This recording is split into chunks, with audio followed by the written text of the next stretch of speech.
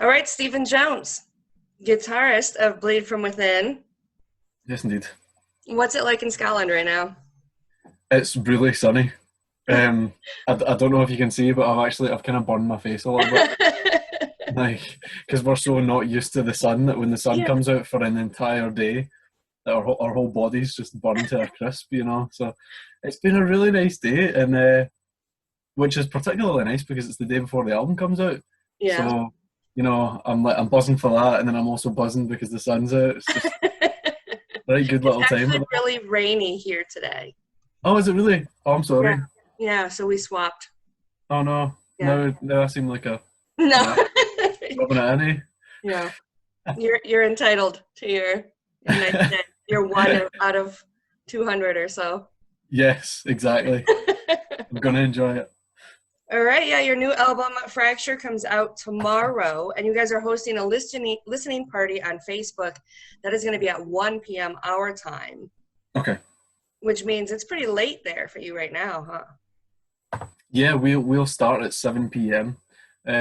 So I think it's more likely that people will have already heard it, which is probably good because we're just gonna talk over the top of it anyway.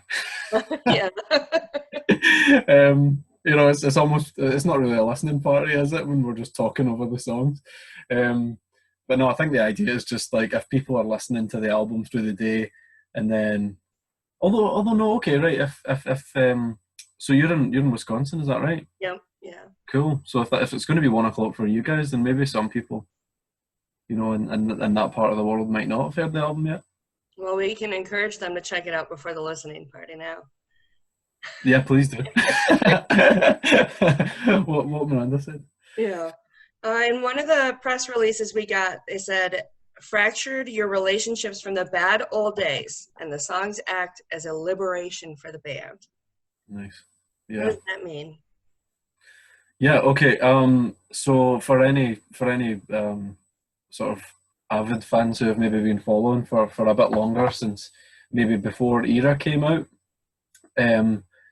we we had like I think it was 4 or 5 years between albums, between Uprising and Era, was essentially like a time in the band's career where everything just went wrong. To be honest, they had been.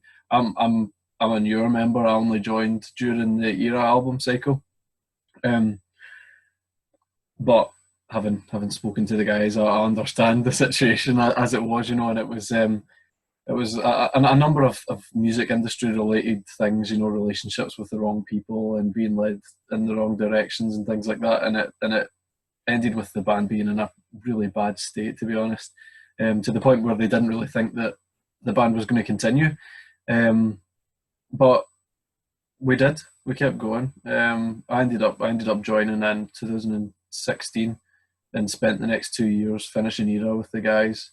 We released it, and it couldn't really have gone better, to be honest. And that contrast of going from maybe thinking that we weren't going to be a band anymore to what we did off the back of Era, getting to we toured Asia for the first time, and did like the biggest tours of our career really, and had great festival slots here in Europe and stuff. And it was just it was really special because it was like, oh well, a year ago we didn't even think we'd still be doing this, and then now we're doing better than we ever have, and I think that's what's different about this album, is that we approached it from a totally different perspective, because we were like, all of a sudden you're sure of yourself again. You're like, okay, yeah, this is what we're doing.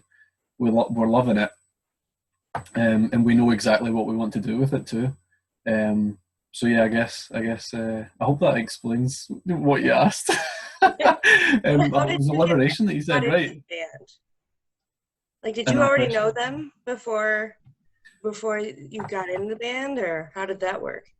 That's right. Yeah, I did, because I'm in another band from Glasgow too, and they stole me away. They stole me away. Those bad men. No, I'm only joking. I still do that band.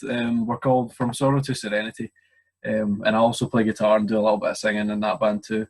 And it was just because we had played a show together, in 2015 2015 maybe, so the year before I joined, we had played a show together, and it got to 2016, and they were starting to think, okay, you know, things have gone bad, but we have these songs sitting here, and we want a second guitarist to help finish it off, because they had also lost a member during that sort of downtime between albums.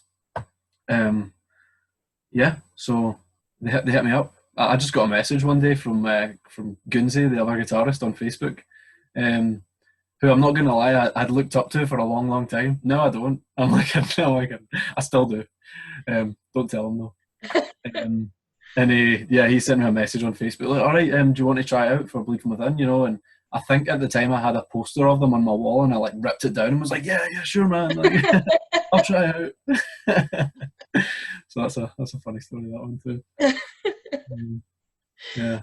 This has been a really big opportunity for you then, touring Asia and getting to perform with somebody that you look up to. And what are some of the other bands that you've gotten to hang out with since you've joined the band? Oh, it's been mental, to be honest. We toured with Lamb of God last year. Wow. We toured with As I Lay Dying in December 2018 too. We toured with I can't think right now. But there's more. Wait. I've got loads of tour passes here. I mean, we did Vakin too, which was a massive festival here that we've all wanted to do. So that was really cool, getting those opportunities, and just even at festivals and getting to. I mean, like, I don't know if it's fair to say, but I think we're friends with Matt Heafy. I think that's a thing. Yeah, you got him to feature on the album. That's pretty close. And that's crazy.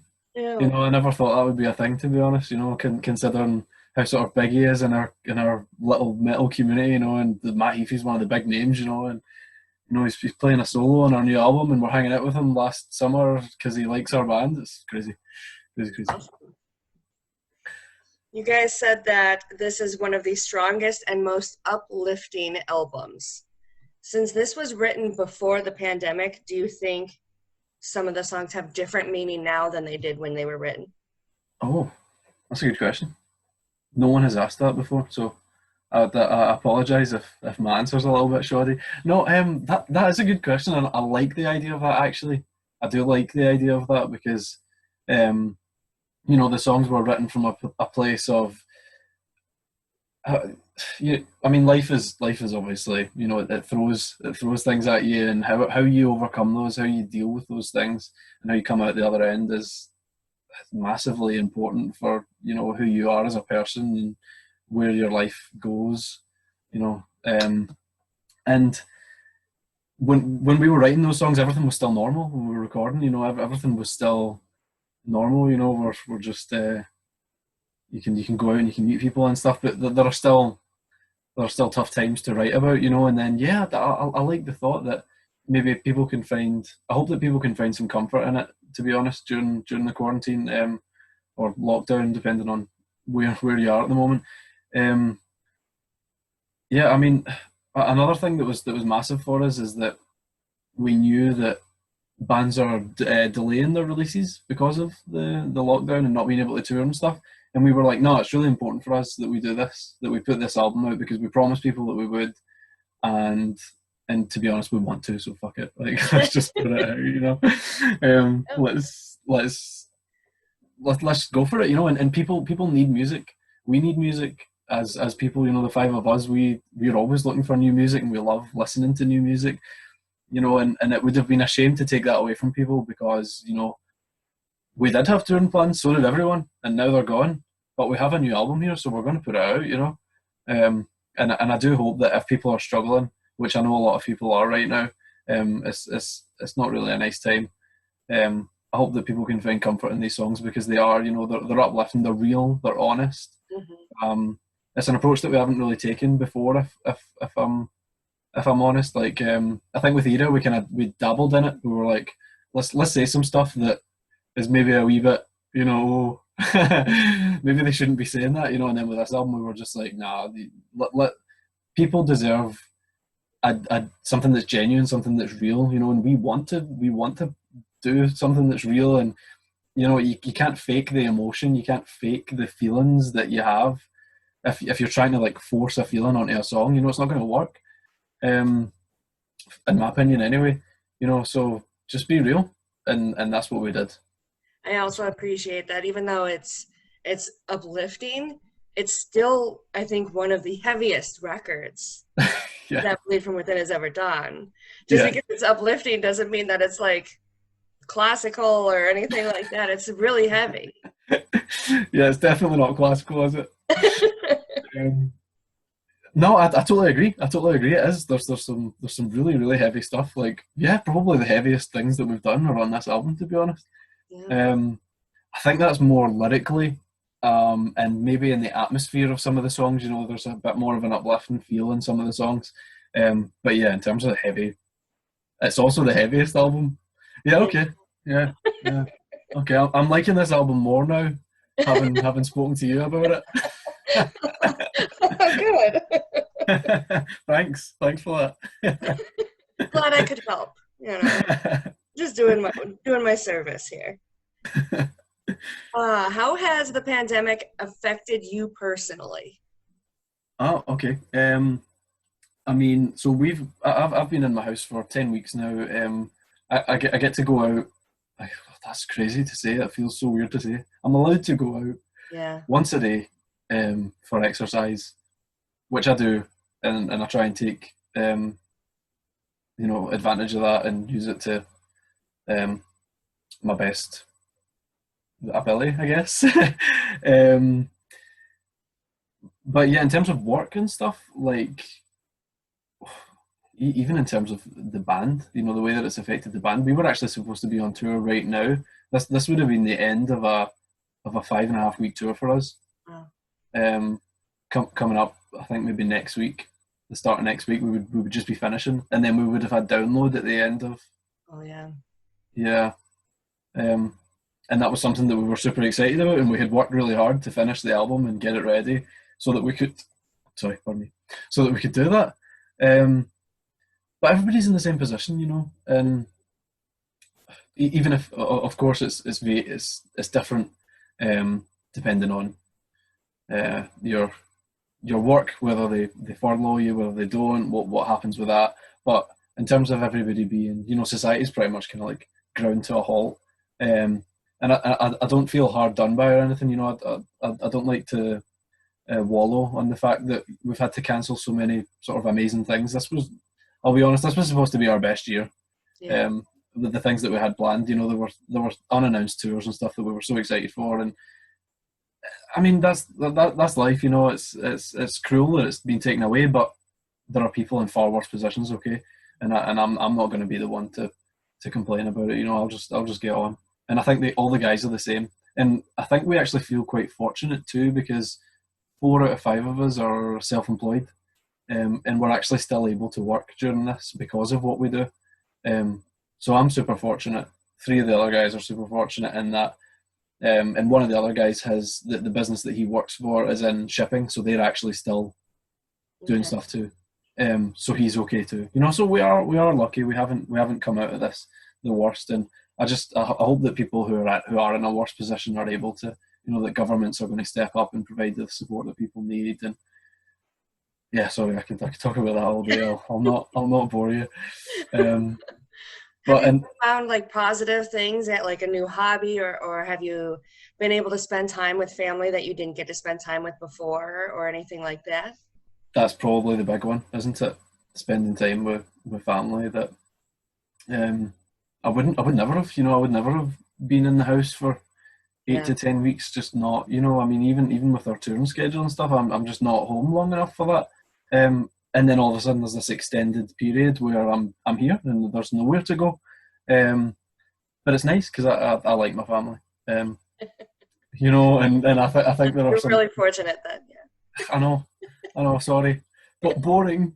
I really like my family, so it's been really nice. I know. It would have been better if I'd come on and had all these stories about, you know, crazy stuff going on at home. But no, it's actually been really nice. Yeah, that's good though. That's the big one for me. I think I would say family. You know, I play my guitar every day and I'm trying to write songs, but it's hard to be it's hard to find inspiration currently, so I'm trying not to be too hard on myself if I'm not being productive. And for anyone listening as well, I think it's important for everybody to remember that, to be honest. Like, you're going to have good days and you're going to have bad days, and you're going to be productive and you're also not, and try not to be too hard on yourselves, because it's a weird position to be in. It's so strange, and like just do what you need to do to get through it, and if some days you need to just do absolutely nothing, because and like you mentioned earlier, we're all in this together. Like, it's not just like one part of the country or anything like that. The whole world is having days where sometimes you just have to take care of yourself.